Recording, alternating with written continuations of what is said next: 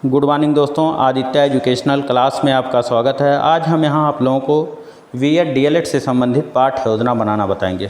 सबसे पहले ऊपर हम लिखते हैं आदर्श पाठ्य योजना।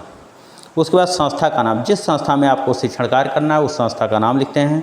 छात्राध्यापिका का नाम, जो आपका नाम होगा नाम यहाँ अंकित करेंगे। दिनांक, जिस दिन यह पाठ्य योजना आपको पढ़ाना है उसका दिनांक लिखेंगे। कक्षा 7, वर्ग ए, विषय विज्ञान भौतिक विज्ञान, चक्र पहला, अवधि 36 मिनट। यहाँ हमारा प्रकरण है पदार्थ की अवस्थाएं।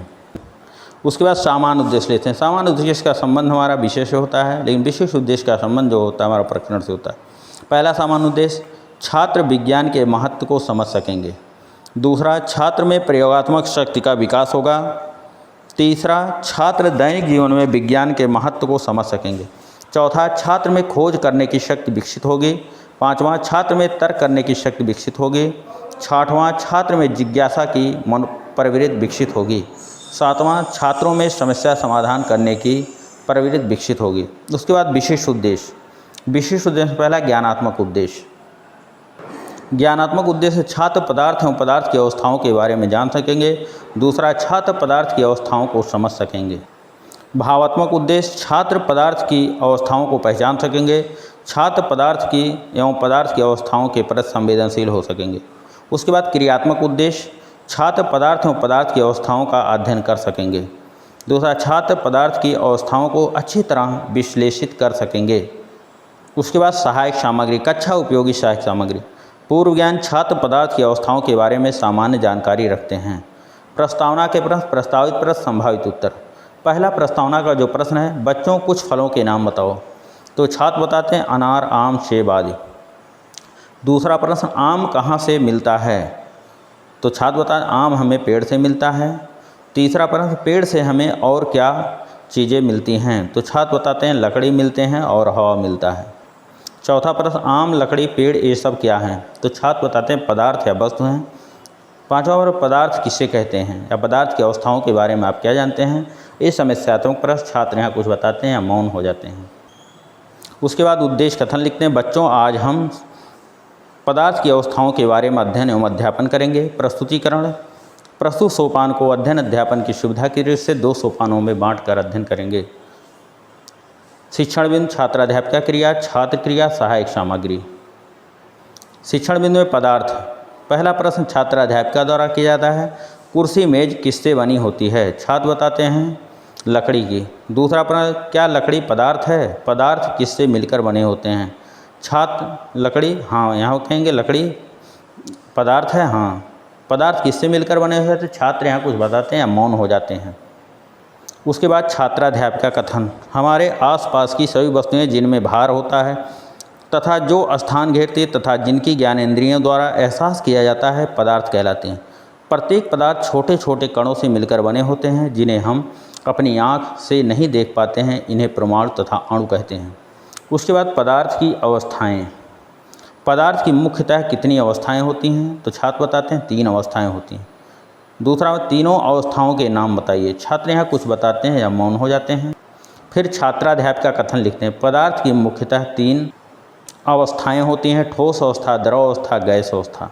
उसके बाद बोध प्रश्न, श्यामपट्ट सारांश। बोध प्रश्न में छात्रों को पढ़ाए हुए पाठ से कितना ज्ञान हुआ, कितना बोध हुआ, इसका मूल्यांकन किया जाता है। पहला बोध प्रश्न, मेज कुर्सी क्या है। छात्र बताते हैं पदार्थ हैं। अब इसको पूरे वाक्यों में श्यामपट्ट पर अंकित कर दिया जाता है। दूसरा प्रश्न, पदार्थ की कितनी अवस्थाएं हैं। पदार्थ की 3 अवस्थाएं। अब इसके उत्तरों को भी श्यामपट्ट पर पूरे वाक्यों में अंकित कर दिया जाता है कि पदार्थ की 3 अवस्थाएं होती हैं। तीसरा प्रश्न, तीनों अवस्थाओं के नाम बताओ। छात्र बताते हैं ठोस, द्रव, गैस। अब पदार्थ की 3 अवस्थाएं ठोस, द्रव, गैस, इसको भी श्यामपट्ट पर पूरे वाक्यों में अंकित कर दिया जाता है।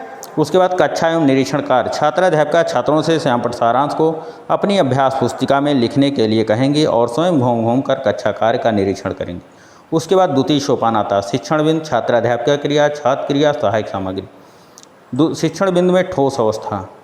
छात्राध्यापिका क्रिया, लोहा पदार्थ की कौन सी अवस्था है। तो छात्र बताते हैं ठोस अवस्था है। दूसरा प्रश्न, ठोस पदार्थ के बारे में आप क्या जानते हैं। अब ये समस्यात्मक प्रश्न हो जाता है।